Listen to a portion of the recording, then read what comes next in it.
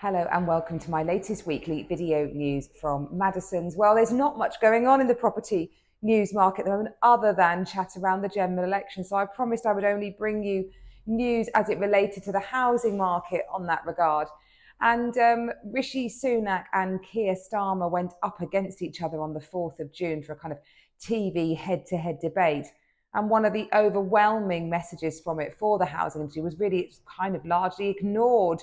There was lots of chat around NHS, tax, immigration, schooling, cost of living crisis, but housing and property were remarkably absent.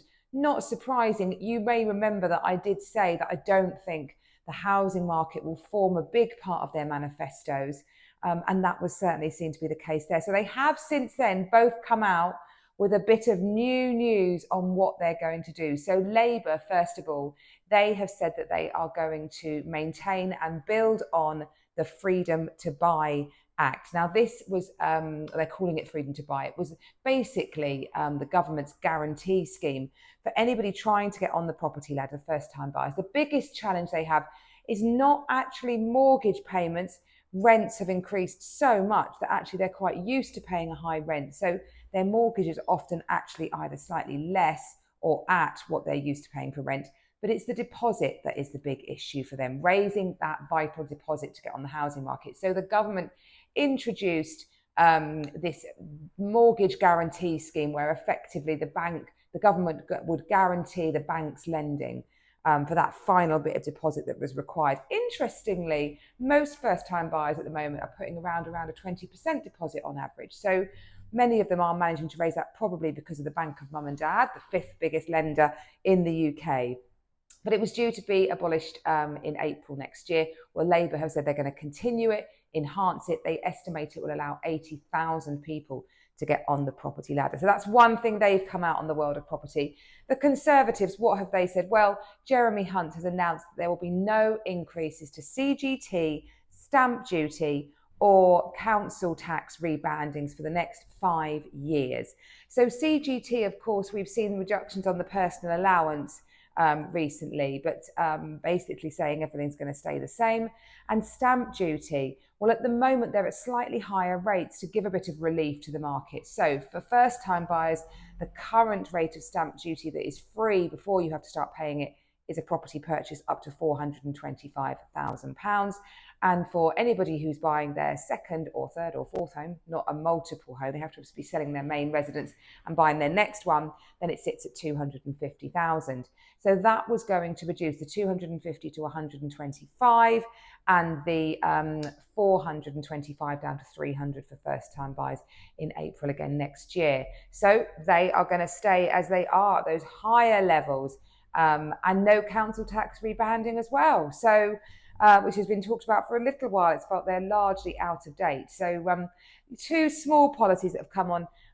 Labour also saying they are going to ease up the planning process to enable more new homes to be built. That's not groundbreaking at all. Absolutely, we're expecting both parties to have something in their manifesto around that. Although, interestingly, largely meeting their quota last year. It's not as bad as you might think. If you look at the amount of new houses built against the government's targets and the demand, it actually was pretty much where it needed to be. But it's probably still quite a painful process to get to that point, and they're looking to ease all that kind of red tape and planning bureaucracy. Let's see if more comes out around that over the coming weeks. So, as there's not much else to say about property other than, let me give you some quick snippets on prices. They fell by 0.1%, property prices, from April to May, following a 12-month run of about a 1.5% increase over the 12 months. And I still think prices will end up about 3% up this year. Let's wait and see. But basically, those mortgage rates slightly still suppressing property values and prices, even though there is good demand. That increased cost that buyers are having to incur, definitely slightly dampening those prices and making them hold and not roar away, even though there is good demand at the moment. And traditional family houses still showing to be the most in-demand price point and type of property. in each area, and some of them going to multiple bids, which we absolutely can agree with and say that we see here at Madison's. Well, Royal Tunbridge Wells Together, of course, they won their second time in bid to stay with us for another 5 years. Great news. Alex Green and all his fabulous team doing lots of wonderful things for our town. And they've just put out their latest newsletter. They focus on 4 key things: heritage, hospitality, entertainment, and shopping.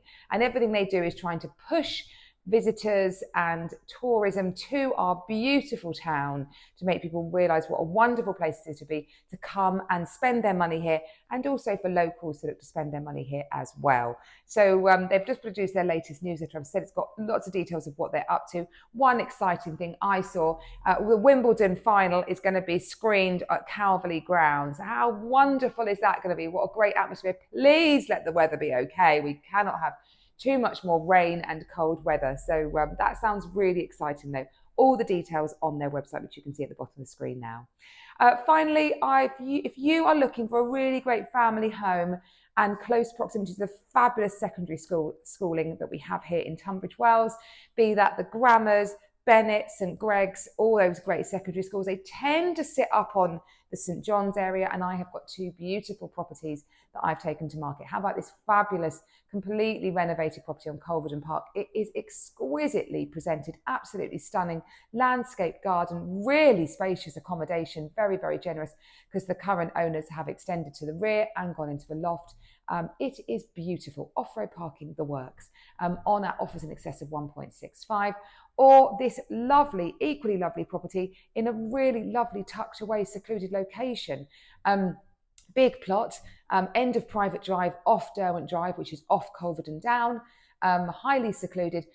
You could move into it and do a light refurb, or you could create some really great extensions, subject to all the necessary consents, of course, to make a really stunning family home. And that plot will hold a very, very good value. So well worth a look, on at a guide of 1.35.